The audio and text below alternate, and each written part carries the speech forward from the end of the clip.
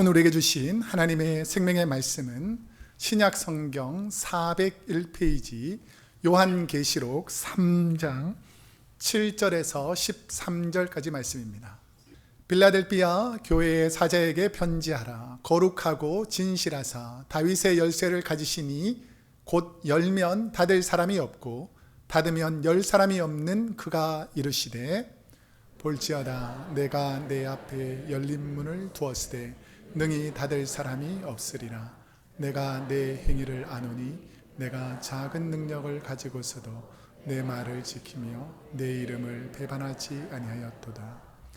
보라, 사탄의 회당 곧 자칭 유대인이라 하나 그렇지 아니하고 거짓말하는 자들 중에서 몇을 내게 주어 그들로 와서 내 발 앞에 절하게 하고 내가 너를 사랑하는 줄을 알게 하리라. 내가 나의 인내의 말씀을 지켰은즉 내가 또한 너를 지켜 시험의 때를 면하게 하리니 이는 장차 온 세상에 임하여 땅에 가는 자들을 시험할 때라. 내가 속히 오리니 내가 가진 것을 굳게 잡아 아무도 내 면류관을 빼앗지 못하게 하라. 이기는 자는 내 아버지 성전에 기둥이 되게 하리니 그가 결코 다시 나가지 아니하리라. 내가 하나님의 이름과 하나님의 성 곧 하늘에서 내 하나님께로부터 내려오는 새 예루살렘의 이름과 나의 새 이름을 그의 위에 거룩하리라. 귀 있는 자는 성령이 교회들에게 하시는 말씀을 들을지어다. 아멘. 오늘은 요한계시록 3장 7절에서 13절까지 말씀을 중심으로 선한 능력이 뭐가 되어요? 향기 되어. 선한 능력이 향기 되어 라는 것인데요, 오늘 그 설교를 들으면서 이 능력이라는 말씀의 중심을 두고 들으시면 은혜가 됩니다. 우리가 지금 소아시아 7교회를 배우고 있는데요, 7교회 이만큼 왔는데도 아직 못 외우시는 분이 있다면 진짜 다시 한번 생각해 보셔야 됩니다. 오늘부터라도 내가 7교회를 배우고 있는데 6번째까지 왔으니까 이제 다음 주 한 주가 더 남았지만 우리 7교회를 한번 외워보겠다라는 마음으로 왼쪽에 있는 에베소 교회부터 이렇게 시계 방향으로 돌면서 7교회가 있죠. 한번 읽어보겠습니다. 시작. 에베소, 서모나, 버가모, 두아디라, 사데, 빌라델비아, 라우디게아. 오늘 6번째니까 어느 교회죠? 빌라델비아라는 교회입니다. 이 7교회 중에서 어떤 교회는 책망을 받고요, 어떤 교회는 칭찬을 받고, 이런 7교회가 다 있는데 칭찬만 받은 교회가 있고 책망만 받은 교회가 있어요. 그 중에서 칭찬만 받은 교회가 오늘 6번째 교회인 빌라델비아라는 교회하고 한 교회가 더 있는데 이게 바로 2번째 교회인 서모나 교회입니다. 우리 그림을 다시 한번 보여주시면 빌라델피아 옆에 보니까 어느 교회가 있습니까? 서모나 교회가 있죠. 그래서 이 빌라델피아 서모나 교회가 함께 주님께 칭찬을 받는데 특별히 빌라델피아라는 교회는 형제 사랑이라는 뜻의 도시입니다. 어떤 뜻의 도시라고요? 형제 사랑. 그래서 형제 사랑을 통해서 당시에 세워졌던 도시였고, 선한 능력으로 많은 순교자들이 전도의 문을 연 교회가 이 빌라델비아라는 교회입니다. 저와 여러분은 우리가 가진 연약한 부분이 있습니까? 없습니까? 나 이것만 말하려고 하면 좀 부끄러워서 좀 숨기고 싶고 남에게 알리기를 원치 않는 연약한 부분들이 있습니다. 여러분에게는 어떤 부분이 부끄러운 부분입니까? 이런 말을 누가 물어보면 대답하기 참 힘든 부분들이, 숨겨놓고 싶은 그런 부분들이 있다는 것이죠. 그런데 신앙의 깊이와 넓이는 그 아픔의 현실, 고난의 상황 속에서 세상과 타협하지 않고, 이 고난이 온다고 내가 하나님의 신앙을 저버리고 세상과 타협하지 않고 자신의 연약함 때문에 가슴 저미는 뜨거운 눈물을 흘리면서 고난의 눈물이 주의 성전에 흐를 때에 성령님의 선한 능력의 꽃이 여러분 삶에 피어서 여러분 삶을 통해 주위 사람들이 그리스도의 향기가 드러날 줄로 믿습니다. 한번 냄새를 옆에 한번 맡아보세요. 냄새. 향기가 납니까? 아니면 좋지 않은 썩은 냄새가 납니까? 여러분, 향기가 나시기를 축복합니다. 이 빌라델피아 교회 하면 참으로 연약한데 가까이 가면 좋은 사람인 거예요. 가까이 가면 좋은 사람. 그럼 빌라델피아 교회는 어떤 모습의 교회였기에 하나님께서 이렇게 예수님을 통해서 칭찬해 주셨을까? 자, 오늘 본문 7절 말씀을 한번 읽어보겠습니다. 시작. 빌라델피아 교회의 사자에게 편지하라. 거룩하고 진실하사 다윗의 열쇠를 가지신 이 곧 열면 닫을 사람이 없고 닫으면 열 사람이 없는 그가 이르시되. 빌라델피아라는 도시는 예수님 탄생하기 한 200년 전, 그러니까 BC 2세기쯤에 페르가몬 아탈로스라는 왕조가 있었는데요. 그 터키 지역을 다스리던 왕조가 있었는데 그 중에서 에우메노스 2세가, 왕이 된 2세가 자기 동생 필라델부스라는 동생을 위해서 도시를 건축해 준 것이 어느 도시일까요? 빌라델부스라는 동생을 생각하면서 도시 하나를 지어주는 거예요. 그래서 제가 좀 전에 말씀드렸지만 이 빌라델피아라는 도시의 이름 뜻이 뭐라고요? 형제 사랑. 그러니까 형제가 너무너무 사랑해서 동생을 위해서 도시를 지어줄 정도로 아주 훌륭한 도시였습니다. 자, 그러면 다시 한번 앞쪽의 그림으로 다시 한번 가셨어요. 이 빌라델피아라는 교회가 지금 이 오른쪽이 이 터키 아시아고요, 왼쪽이 유럽 그리스 지역입니다. 그리고 이 터키 지역에서 빌라델피아가 지형적으로 보면 가운데 정도 있다는 거예요. 여러 도시 중에서 나머지 도시들은 해변가에 있잖아요. 근데 빌라델피아는 거의 가운데 있습니다. 그래서 이 도시를 선물하면서 많은 유럽에서 아시아로 오는 사람, 아시아에서 유럽으로 가는 사람들의 교통의 요충지가 이 빌라델비아라는 도시였습니다. 그런데 이 빌라델피아라는 도시는 어떤 도시였냐면 최상급 포도 농사를 통해 가지고 포도를 많이 재배하는 큰 도시가 아니고 좀 자그마한 농경 도시였습니다. 그런데 이 빌라델피아 지역을 비롯해서 그 지역에 어떤 어려움이 닥치냐면 AD 17년과 23년에 큰 지진이 2번 이 지역을 흔들어요. 우리 샌프란시스코에는 큰 지진이 있었습니까? 없었습니까? 저는 잘 모르지만 어떤 분들이 막 흔들리고 다리가 막 무너지고 막 건물들이 무너지는 그런 큰 지진이 한 번만 있어도 어떻습니까? 엄청 두렵잖아요.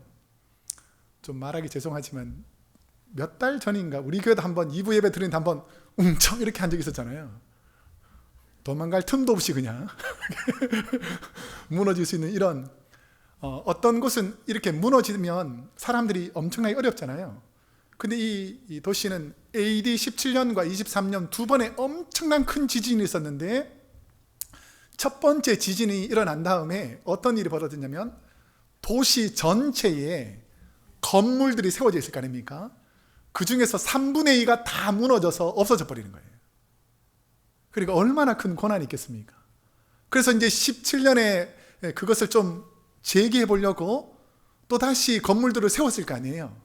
근데 23년에도 또 큰 지진이 있어가지고 거의 도시 대부분의 건물들이 다 무너져 버리는 거예요. 그러면 그곳에서 사람들이 이게 큰 지진도 있지만 작은 지진이나 여진이 있잖아요. 만약에 여러분의 집이 한번 지진으로 확 무너져가지고 죽을 고비를 넘겼는데 이제 겨우 지어놨더니 또 무너져가지고 죽을 지경인 거예요. 그럼 여러분이 만약에 땅이 조금만 흔들려도 어떤 기분이 들 것 같아요? 막 두려움이 생기고 혹시나 깔려 죽으면 어떡할까 이런 두려움이 있겠죠. 이처럼 빌라델피아 교회 대부분의 사람들은 조금만 땅이 흔들려도 아이고 이러다 죽겠구나 라고 걱정하는 사람들이 많았던 시대입니다. 그래서 큰 지진과 여러 지진 후에 이 빌라델피아 교회도 지진으로 무너져 버립니다. 그래서 이 교회는 지금은 흔적이 남아있는데 어떤 흔적이냐면 이제 기독교가 발전했던 비잔틴 시대가 있습니다. 그 다음 그림에 보시면 비잔틴 시대의 왼쪽 편에 있는 큰 기둥들이 우리 성지순례에 가보면 이 빌라델피아 교회의 흔적이라고 남아있는데, 이것은 처음에 초대 교회가 아니고 비잔틴 이후에 크게 새롭게 기둥을 세워서 만든 교회입니다. 근데 조금 전에 말씀드렸지만 이 빌라델피아가 무엇으로 유명하다 그랬죠? 포도 농사로 아주 유명하다 그랬는데, 오른쪽에 있는 신이 술의 신입니다. 왼쪽에 보면 잔을 하나 가지고 있는데 무슨 잔일까요? 예, 와인입니다. 포도주. 그 앞쪽에 보면 포도가 좀 검게 되어서 표시가 안 나는데, 검은 포도로 만든 포도주를 생산하는 도시. 그러다 보니까 이 디오니소스라는 술의 신을 섬기는 도시가 이 빌라델피아라는 곳이었습니다. 이렇게 지진으로 완전히 무너져서 백성들이 소망이 없을 때에 로마가 자기 동생의 이름을 가지고 세웠던 도시니까 무너지고 난 것을 로마 황제가 와서 이 빌라델피아 지역을 많이 복원시켜주고 회복시켜줍니다.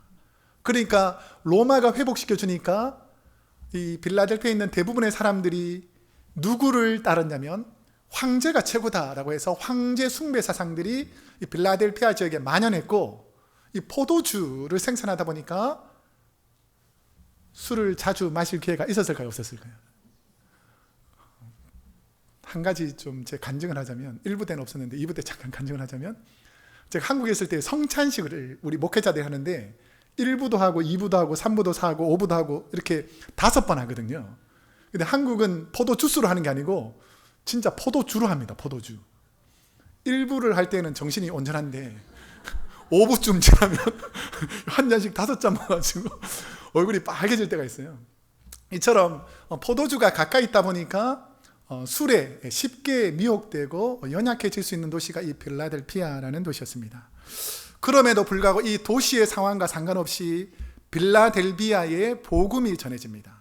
그래서 세워진 교회가 빌라델피아 교회인데, 이 빌라델피아 교회가 어떤 교회인지를 다시 한번 7절 말씀을 올라가서 보면, 빌라델피아 교회의 예수님의 모습이 뭐냐면 다윗의 열쇠를 가지신 이라고 소개합니다.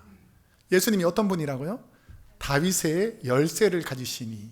자, 그러면 다윗의 열쇠를 역사적으로 누가 가지고 있었는가를 생각해 보면 이사야 22장 22절 말씀을 함께 한번 읽어보겠습니다. 시작.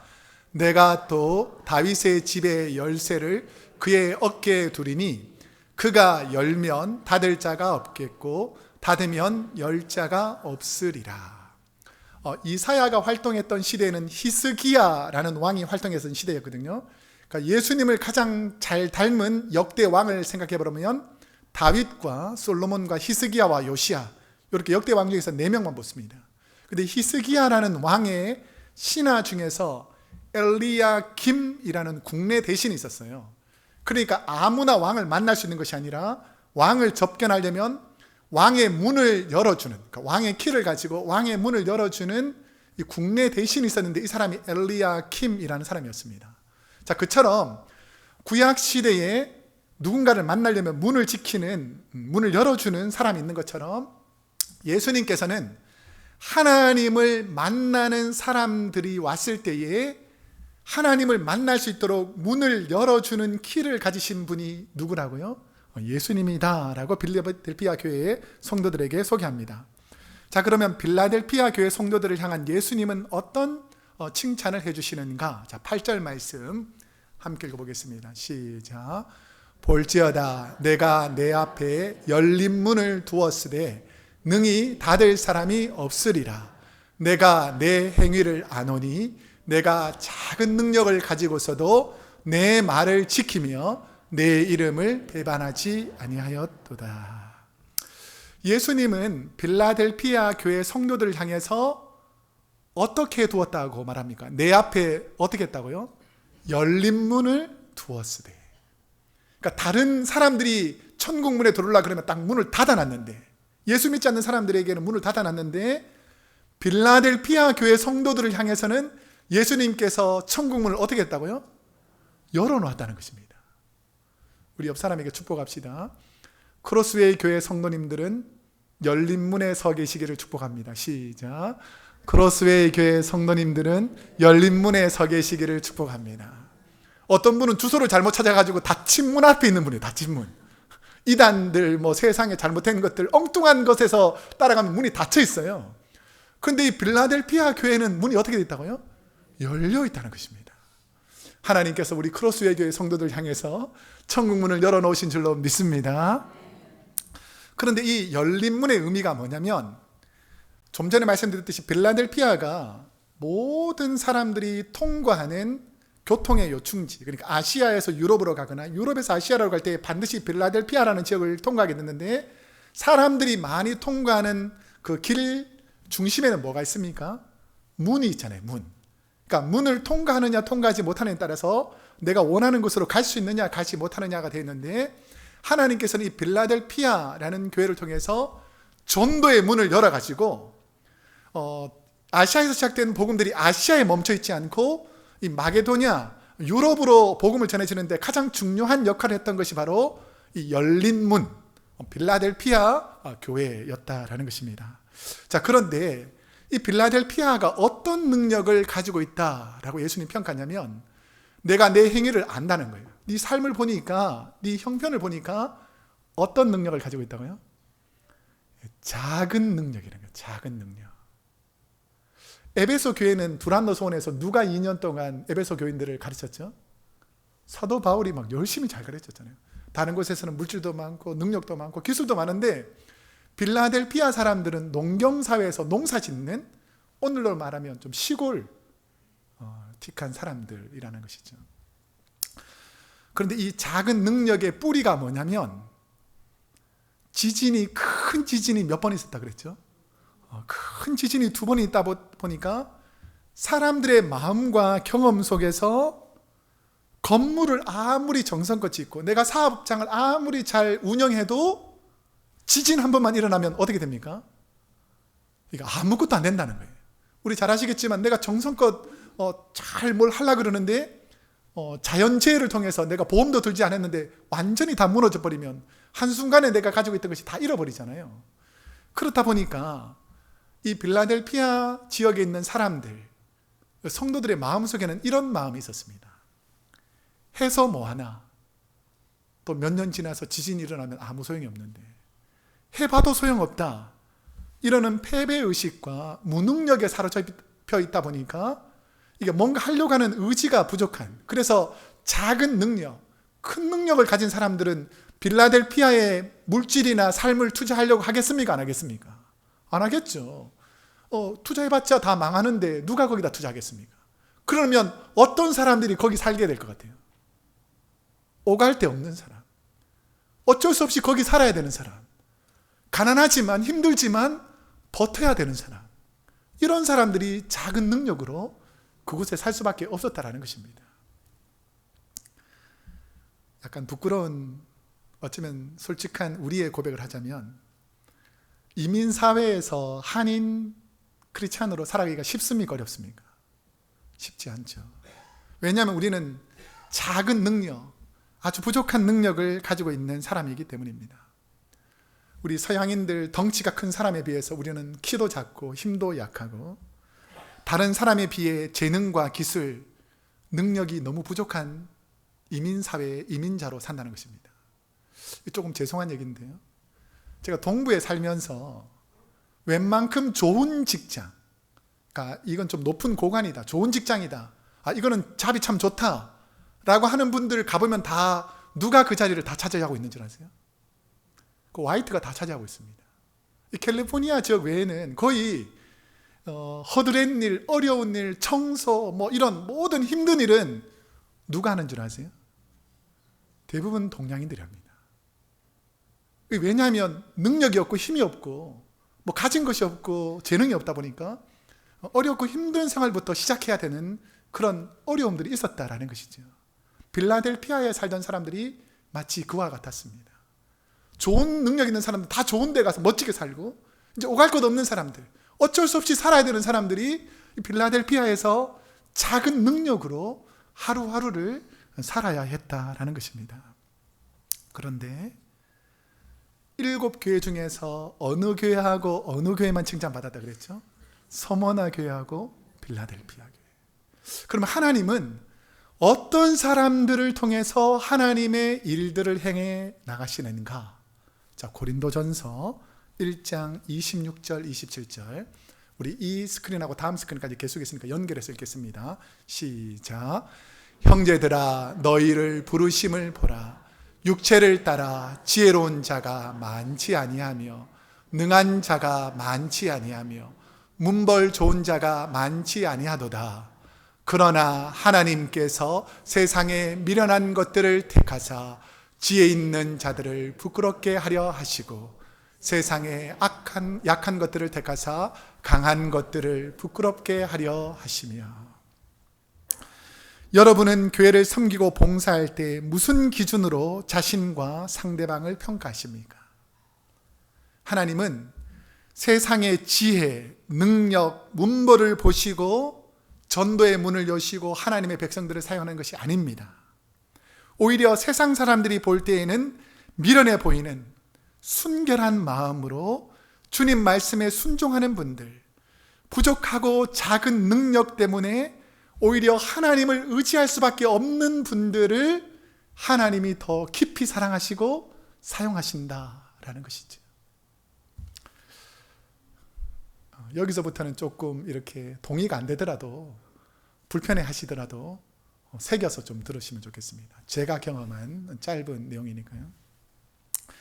제가 이전에 담임 목회하던 교회에서는 한국 부모님들이 오셔가지고 미국에서 태어난, 소위 말해서 이민 한인 2세들이 교회에 나오는 영어권, 오늘 우리 교회에 있던 EM 예배가 있었어요. EM. 우리가 한인 규모도 컸지만 EM도 한 6, 70명 정도가 나왔어요. 그래서 이민교회 목사님, 한인교회 목사님하고 EM 목사님하고 이렇게 관계가 썩 좋지가 못한 경우들이 되게 많았어요. 왜냐하면 이게 컬처가 다르고 생각하는 게 다릅니다. 그래서 이 2세 분들은 좋은 환경에서 그래도 시작할 수 있는 경우가 많았어요. 그런데 또 우리 전에 섬기던 교회에서는 학교들이 많았기 때문에, 대학교들이 많았기 때문에 한국에서 유학 온, 바로 유학 온 한국인 유학생들하고 여기서 자라긴 했지만 부모님 때문에 이민 와서 중고등학교 때 이민을 와서 영어가 그렇게 썩 잘하지 못하는 1.5세들이 함께 있었습니다. 그러니까 EM의 영어권 예배가 있고 1.5세와 1세들 중심으로 한 그 한옥권 청년부 예배가 있었어요. 제가 가끔씩 EM에도 가서 축도를 하고 3부 청년부 예배 가서 제가 설교도 하고 이런 일들이 있었습니다. 그러니까 이 청년부 예배는 한 3, 40명 정도 나오는 규모였어요. 2세들은 미국에 살기에 불편함이 없을 정도로 영어를 너무 잘합니다. 오히려 한국말이 좀 서툴지 영어는 훨씬 잘하잖아요. 그러니까 어디 가도 말하거나 커뮤니케이션 할 때 그게 불편함이 없어요. 근데 한국에서 가던 한국 청년들, 미국에서 공부하지만 영어로 말하기가 쉬울까요? 어려울까요? 힘들겠죠. 그러니까 영어로 말하는 곳에 가면 늘 어떻게 될까요? 위축이 됩니다. 위축. 그리고 EM권에 있는 자녀들은 어릴 적부터 여기서 태어나서 모든 학비를 웬만하면 자기 스스로 해결할 수 있는 능력과 힘이 있는데, 한국에서 유학 온 사람들은 누가 보태줘야 유학할 수 있습니까? 부모님이나, 부모님도 한계가 있으니까 대부분 아르바이트를 하게 됐어요. 식당에서 봉사하거나 아니면 늦은 밤 학교를 마치고 청소하러 가거나 이런 일들이 되게 많았어요. 그러니까 청년들이 모이면 주로 교회가 어떤 곳이냐면 일주일 동안 고생하다가 교회 와서 음식 먹고 회복하는 곳이 이 청년부들의 쉼터였습니다. 근데 EM은 어떤 곳이냐면 교회에다가 본인들이 원하고 누리는 그런 것들은 많았어요.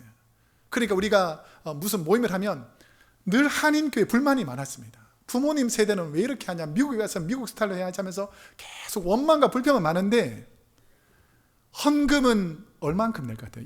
EM 예배에서 많이 내는 분도 있지만 대부분 저 정도면 그래도 한 헌금을 내겠구나 했는데 딱 내면 5불 아니면 1불에 1불. 그럼 만약에 40명 모이면 100불이 채 넘지 않는 경우도 많았어요. 근데 청년들은 어떻게 하는 줄 아세요?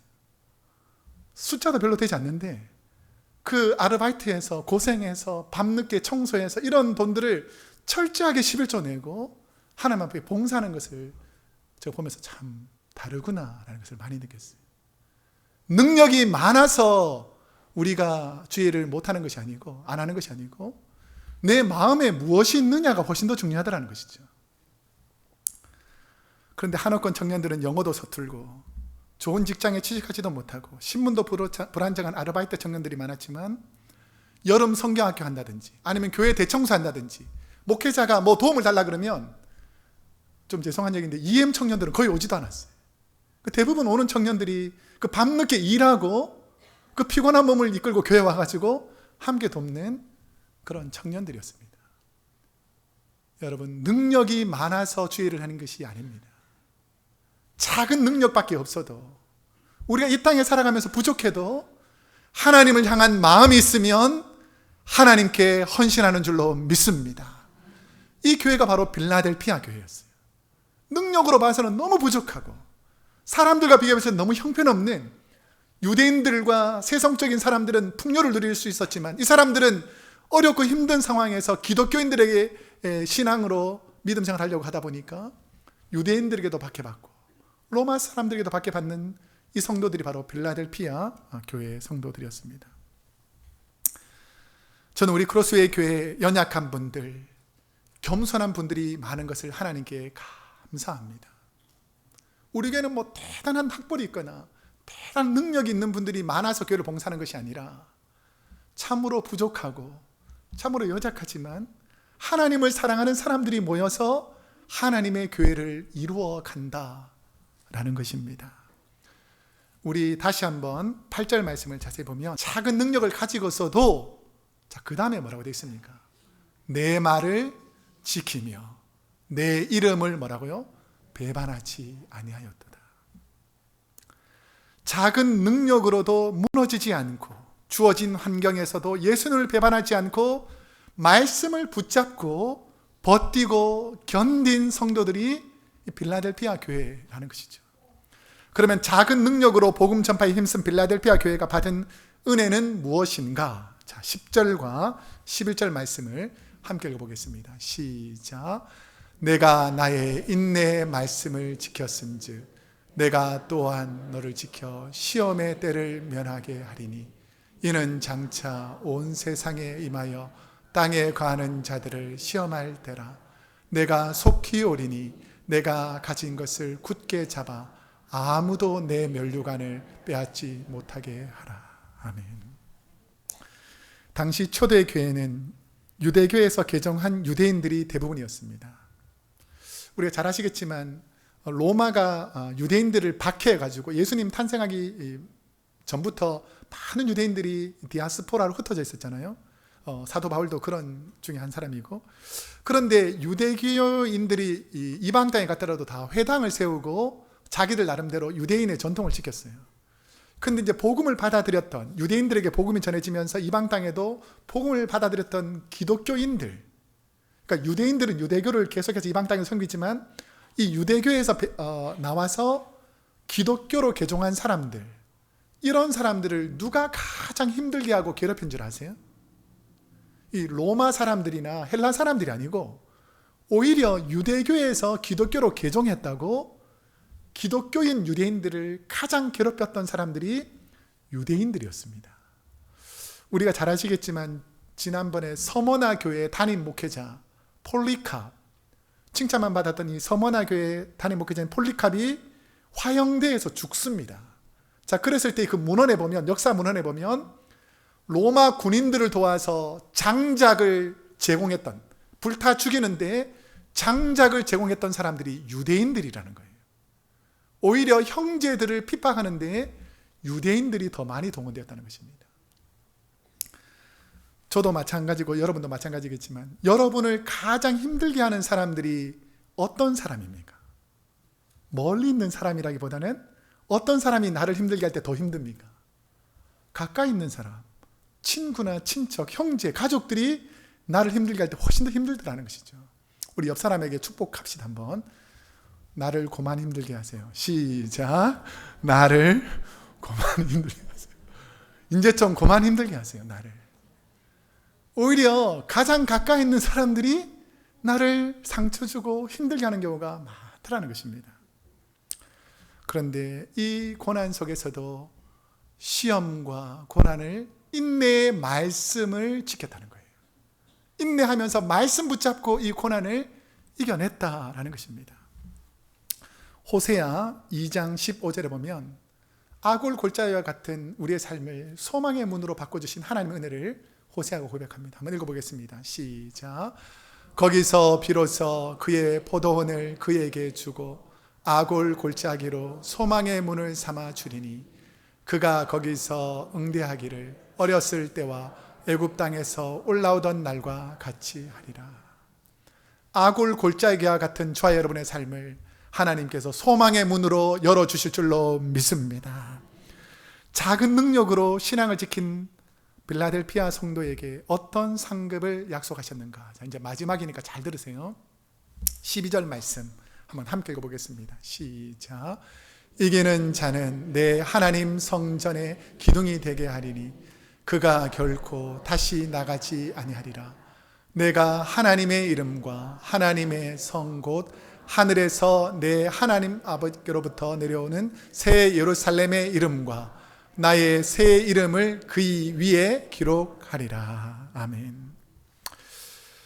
예수님은 작은 능력을 가지고 같은 유대인들의 거짓 모함과 핍박 속에서도 상인조합에서 쫓겨나 가난과 굶주림의 작은 능력 속에서도 믿음을 지킨 빌라델피아 교회 성도들에게 하나님의 나라, 그 성전에 뭐로 삼아주겠다고요? 기둥을 삼아주겠다는 거죠. 빌라델피아 지역에는 뭐가 많이 난다 그랬어요? 지진이 많이 나지. 근데 하나님의 성전 기둥이 딱 세워진 이 집은 아무리 지진이 와도 무너지지 않는 그 기둥으로 빌라델피아 교회 성도를 삼아주겠다는 거예요. 여러분의 가정에 힘든 일이 있어도 여러분이 하나님 나라 성전의 기둥이 되면 여러분 가정은 무너지지 않는 줄로 믿습니다. 여러분의 자녀들이 아무리 힘들고 고난이 와도 여러분이 하나님 앞에서 딱 버티고 작은 능력으로도 끝까지 믿음을 지키면 온갖 고난이 와도 흔들리지 않는 성전 기둥으로 삼아주시는데, 이것뿐 아니라 마지막에 보니까 새 예루살렘의 이름과 나의 새 이름을 그의 하나님 앞에서 작은 능력 가운데서도 끝까지 믿음을 지켰던 그 사람들 위에다가 너는 천국 백성 하나님의 자녀라고 그 위에다가 이름을 새겨주겠다라는 것입니다. 비록 저와 여러분이 빌라델피아 교회 성도들처럼 세상 사람들 보기에는 작은 능력, 무기력한 능력에 불과하지만 그 작은 능력에 성령의 마음이 담기면, 부족한 우리에게 성령의 능력이 담기면 이 작은 능력이 선한 능력으로 바뀝니다. 작은 능력이 어떤 능력으로 바뀐다고요? 선한 능력으로 바뀐다는 것입니다. 그럼 작은 보잘것없는 이 능력이 어떻게 선한 능력이 될 수 있는가? 제가 한 예화를 들어드릴 테니까 이 예화를 마치고 우리가 한번 함께 찬양하겠습니다. 2차 대전이 벌어졌을 때에 전 세계를 공포로 물들였던 사람이 독일의 히틀러입니다. 히틀러는 자신의 정치 야욕을 방해가 되는 유대인들과 기독교인들을 학살하기 시작했습니다. 유대인들을 학살하면 그때 당시에 모든 상권은 거의 유대인들이 가지고 있었으니까 유대인들을 학살하고 유대인들을 죽여버리면 유대인들이 가지고 있던 모든 물질을 누가 가집니까? 독일 히틀러가 가질 수 있죠. 그러니까 유대인들을 학살하기 시작했어요. 그 다음에 자기 정권을 방해하는 하나님 말씀을 가지고 이것이 옳다라고 바른 말을 하는 기독교인들과 교회들을 다 문 닫아버렸습니다. 그러니까 자기를 따르는 교회와 목회자들은 받아들이고 주기철 목사님처럼, 손양현 목사님처럼 그 시대에도 우상 숭배 절하지 않고 하나님 앞에 바로 섰던 사람들은 다 감옥에 넣거나 죽여버렸는데, 그 중에서 히틀러를 대항해서 미국 유니온 신학교, 독일 베를린 신학교 교수로 평안한 삶을 뒤로하고 히틀러에게 고개를 숙이고 복종하는 세력에 맞서서 히틀러 암살에 가담한 목회자이자 신학자가 바로 디트리 본헤퍼라는 목사님입니다. 이분 저희 석사 과정에서 많이 공부했던 분인데요, 이분이 정말로 대단한 분입니다. 이분은 어떤 분이었냐면 모든 사람들이 독일 우선주의, 그러니까 세상적으로 따지면 모든 사람이 한국이 최고다라고 말하는데 아니다는 거예요. 어떻게 우리가 최고냐? 하나님의 뜻을 바로 섬겨야 하나님 앞에 최고지. 그래서 1차 대전 이후에 독일이 패망했을 때 이 히틀러가 나타나가지고 2차 대전을 준비할 때에 많은 독일 사람들이 히틀러를 영웅으로 떠받쳤어요. 그런데 이 디트리 본헤퍼 목사님은 이건 아니다. 이 라디오 강연에서 어떻게 말하냐면 하나님의 질서를 파괴하고 한 사람이 모든 권력을 독식할 때에 우상 숭배가 될 수밖에 없다라고 하면서 히틀러를 정면으로 비판하기 시작했습니다. 그러니까 나치와 히틀러가 어떻게 했겠습니까? 이 본헤퍼 목사님을 감옥에 강제 수용소에 넣습니다. 그리고 온갖 고문과 회유를 하면서 이곳저곳에서 고난을 줍니다. 그런데 목사님이 끝까지 저항합니다. 히틀러는 잘못됐다. 너희가 지금은 온 세계를 정복할 야욕을 가지고 있지만 하나님이 절대로 너를 가만두지 않을 것이다. 히틀러가 어떻게 생각했겠습니까? 네가 무슨 능력이 있느냐? 이 조그만 너가 무슨 작은 능력으로 나같이 강력한 힘을 가진 나를 무찌를 수 있겠느냐라고 히틀러는 우습게 생각했습니다. 목사님은 2차 대전이 끝나기 3주 전인 1945년 4월 9일 교수형으로 형장에서 쓸쓸히 사라집니다. 형을 집행하기 전에 피셔 휘스트롱이라는 수용소 담당 의사, 보통 우리가 수용소에서 사형을 집행할 때는 담당 의사가 이런 상황에서 사형수가 죽었다라고 이렇게 간단하게 글을 쓰는데, 피셔 휘스트롱이라는 분이 쓴 글이 나중에 알려지게 됩니다. 이 디트리 본헤퍼 목사님이 어떻게 생을 마감하는지. 이분의 기록에 보면 나는 본헤퍼 목사가 죽음을 앞두고 죄수복을 벗고 무릎을 꿇고 간절히 하나님께 기도하는 모습을 보았다. 나는 이 거룩한 사람의 기도에 깊은 감동을 받았다. 내가 보기에도 하나님이 그의 기도를 들으심을 확신할 수 있었다. 잠시 후 그는 교수대 앞에 섰고 다시 짧게 하나님께 기도한 후 침착하고 용감하게 교수대에 올라 몇 초 후에 생을 마감했다. 이 본헤퍼 목사님이 돌아가신 다음에 유품을 거두는 중에 목사님은 차가운 감옥 바닥에서 무슨 기도를 했을까를 생각하게 됩니다. 독일이 승승장구하고 있던 그때에 본헤퍼가 3주 전에 하나님께 무슨 기도를 했을까? 근데 후에 이분이 죽음이 다가옴을 깨닫고 어머니와 약혼자에게 지금은 자신이 보잘것없는 작은 능력을 가진 사람이지만 내가 하나님께 기도할 때에 하나님께서 이 작은 능력을 이 빌라델피아 교회 성도들처럼 선한 능력으로 바꾸어서 하나님의 역사가 일어날 것이다. 아무도 독일의 패망을 생각하지 않았는데 이 작은 한 사람, 이분의 기도를 하나님께서 들으시고 독일을 멸망시켜 버립니다. 그럴 때 이 찬양의 가사가 선한 능력으로 일어나리 라는 찬양이에요. 우리 한번 이 찬양을 오늘 들으셨는지 모르겠지만 일찍 오신 분들은 우리가 늘 영어나 한국어 성경을 하는데요, 이 본헤퍼 목사님이 독일어로 찬양한 것을 제가 원어로 들려드렸습니다. 그래서 이 찬양을 한국어로 번안되어서 찬양하는 것인데요, 우리 본헤퍼 목사님의 마음으로 이 찬양을 다시 한번 찬양하겠습니다. 주 선한 능력으로, 주 선한 능력으로 하느시. 죽음을 앞두신 그 목사님, 그 크신 팔로 날 붙드시네. 절망 속에도 흔들리지 않.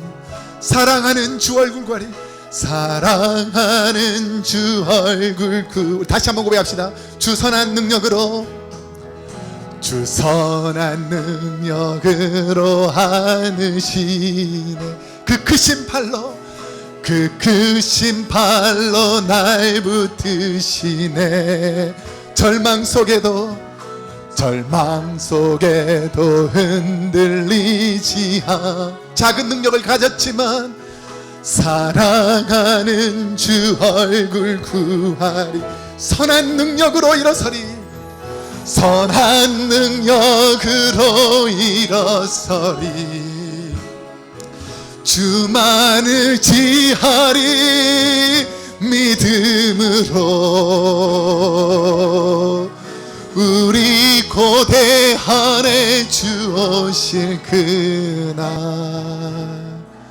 승리의 새날을 맞이하리.